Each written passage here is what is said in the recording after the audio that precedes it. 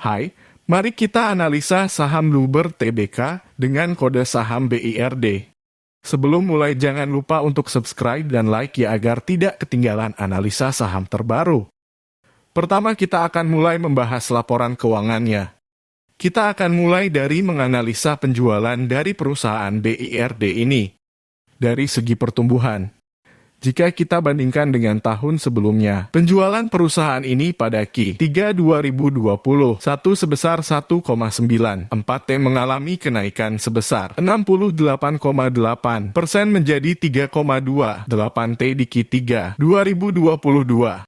Ini merupakan tanda yang baik, apalagi jika perusahaan dapat mempertahankan kenaikan revenue atau penjualannya. Pertumbuhan penjualan tahun ini sebesar 68,8% mengalami percepatan pertumbuhan jika dibandingkan rata-rata 3 tahunannya yang sebesar minus 7,0% per tahun. Setelah membahas revenue atau penjualan perusahaan BIRD ini, kita akan lanjut membahas net profit atau laba bersihnya.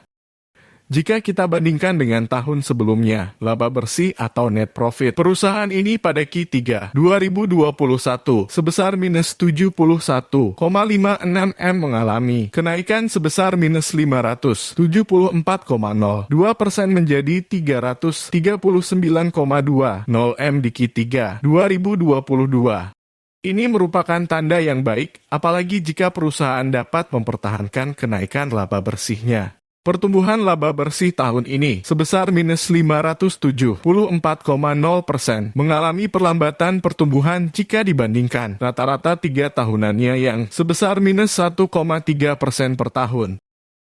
Setelah melihat dari sisi pertumbuhan penjualan dan laba bersihnya, sekarang kita akan menganalisa margin profitabilitas dari perusahaan BIRD ini. Kita akan menganalisa gross profit margin dan juga net profit marginnya. Yang pertama, kita akan membahas gross profit margin. GPM perusahaan ini mengalami kenaikan. Jika kita bandingkan dengan tahun sebelumnya 18,4% naik menjadi 29,1%. Ini merupakan hal yang baik. Sekarang kita lanjut ke rasio profitabilitas selanjutnya, yaitu net profit margin atau NPM. NPM perusahaan ini mengalami kenaikan. Pada tahun lalu sebesar minus 3,7% naik menjadi 10,2%.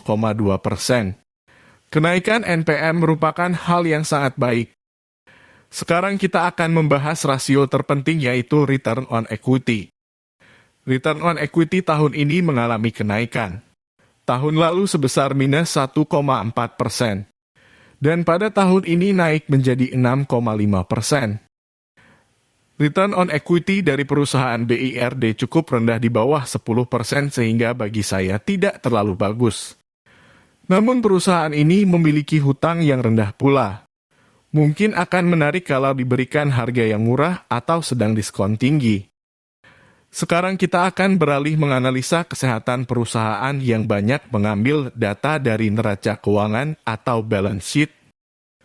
Dengan mengetahui kesehatan perusahaan, kita akan menjadi lebih tenang nyaman karena kita tahu bahwa perusahaan ini sehat dan jauh dari masalah atau kebangkrutan.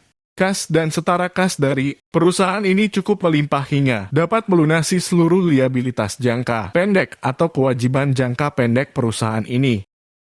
Rasio liabilitas dibandingkan dengan ekuitasnya hanya sebesar 0,28 kali. Nilai ini sangat rendah dan bisa dikatakan perusahaan ini aman. Sekarang kita akan menganalisa hutang berbunga dari perusahaan BIRD ini. Rasio hutang berbunga dibandingkan dengan ekuitasnya hanya sebesar 0,12 kali tergolong rendah dan bisa dikatakan aman. Sekarang kita akan membahas tentang harga sahamnya. Seperti cara investasi Terry Smith. Yang pertama hanya beli perusahaan yang bagus. Kedua jangan membayar kemahalan dan yang terakhir kita hanya perlu menunggu. Valuasi penting untuk mencegah kita membayar kemahalan. Menurut saya harga wajar perusahaan ini adalah 1.158 dan saat ini harganya ada di 1.565 sehingga memiliki margin of safety sebesar minus 35%. Harga saat ini sudah kemahalan dan ada baiknya untuk menunggu agar harga sahamnya turun. Video ini bukan rekomendasi untuk membeli dan menjual sahamnya, dan data yang disampaikan bisa saja salah. Jadi jangan malas untuk dicek kembali dan jangan lupa untuk subscribe dan like ya.